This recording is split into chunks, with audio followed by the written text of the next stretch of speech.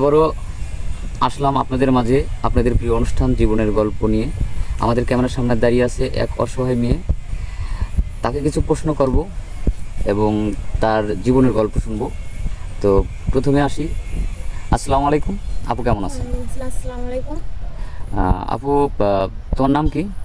আমার নাম শারমিন। শারমিন, বাড়ি কোথায়? বাড়ি ফরিদপুর রাজবাড়ি। ফরিদপুর রাজবাড়ি। তো আমাদের ক্যামেরার সামনে আসার মূল কারণটা জানতে পারি?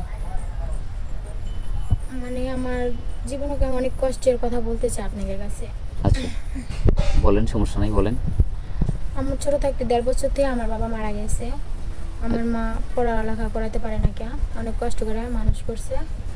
এমনকি আমার ভাই বড় হইয়া এখন বিয়ে করে নিজের মতো আলাদা খায়, মানে বউ নিয়ে এখন আছে, সে তার মতো করে চলে, দেখাশোনা করে না। দেখাশোনা করে না, মানে সে তার মতো করে চলে, সে তার মতো করে চলে, কোনো খোঁজ খবর নেয় না যে আমার একটা বোন আছে, একটা মা আছে, হ্যাঁ, আমরা একটা পরিবার, আমার বোনকে বিয়ে দিতে হবে, আমার মাকে দেখতে হবে, সে এই চিন্তাটা করে না। যার কারণে অনেক কষ্টে বা অনেক দুঃখে আমাদের ক্যামেরার সামনে আসছেন। আচ্ছা, ঠিক আছে। তো যাই হোক, আসছেন, ভালো হয়েছে। আজ পর্যন্ত কেউ আমাদের ক্যামেরার সামনে এসে ভিডিও করে কেউ ব্যর্থ হয়নি, কোনো না কোনো ফল পেয়েছে। তো আমাদের ক্যামেরার সামনে আসার মূল কারণ কি? সাহায্য চাওয়ার জন্য না বিয়ে শাদী করার জন্য, কোনটা? বিয়ে শাদী করার জন্য। ভালো একটা মনের মানুষ পাইলে বিয়ে শাদী করবো। আমার মার দায়িত্বটা নিল, আমার দায়িত্বটা নিল, তাকে পরিবারটা আমি গুছিয়ে রাখলাম। কিসের জন্য? ছোট থাকতে তো বাবার আদরটা পাইনি। আচ্ছা, এমনকি তার বাবাটা থাকলো, এমনকি বাবা বলে ডাকলাম, তার সেবা যত্ন করলাম, তার মা থাকলো, একটা ছোট বোন থাকলো, মানে ফ্যামিলির ভিতরে থাকতে চাই, এরকম একটা ফ্যামিলি দরকার। মানে নিজের বাবা নাই, ফ্যামিলির ভিতরে আমি এরকমই পাইনি। আচ্ছা আচ্ছা, এর জন্য একটা ফ্যামিলি চাই, একটা ফ্যামিলি চান, সুন্দর একটা ফ্যামিলি চান।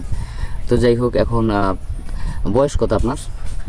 20-22-এর মধ্যে, এটা আনুমানিক, মানে গ্রামের মেয়ে তো, যাই হোক বয়সটা মানে ওইভাবে করা হয়নি আর কি। কত সালে জন্মগ্রহণ করছেন এটা হয়তো আপনার মা বলতে পারেন, এটা আনুমানিক 20-22 বছর হলো। আচ্ছা, এখন 20-22 বছর যদি বয়স হয়, তাহলে আপনার মানে স্বামী হিসেবে কত বছর বয়সের হলে আপনার জন্য পারফেক্ট মনে হয়? যদি বয়স্ক হয়, এমনকি অল্প বয়সও হয়, তাও আমি রাজি আছি। বেশি বয়স্ক হলেও চলবো, কম বয়স হলে চলবো, এক কথা। আমার দায়িত্ব যদি নিতে চায়, বয়সের কোনো ম্যাটার না, বয়স কোনো বিষয় না। তার হচ্ছে মূল কারণ হচ্ছে তা মনটা ভালো থাকতে হবে, যাতে আপনার দায়িত্ব নেয়। আপনার মা আছে, আপনার মা সহ যাতে আপনাকে দেখতে পারে, বা তার ফ্যামিলিরও যদি শ্বশুর শাশুড়ি থাকে, তাদেরকেও নেবেন, মেনে নেবেন, তাদের সেবা যত্ন করবেন, এটাই, তাই না? ঠিক আছে, সুন্দর কথা, খুব ভালো লাগলো কথা শুনে। যাই হোক, আমাদের এই ভিডিওটা পাবলিক হচ্ছে, তো সেই ক্ষেত্রে যদি কোনো প্রবাসী ভাই বা দেশ বা বিদেশে অনেকেই তো এই ভিডিওটা দেখছে, যদি আপনার সাথে কেউ যোগাযোগ করতে চায় আপনাকে বিয়ে করার জন্য, তাহলে সেই ক্ষেত্রে কীভাবে পাবে?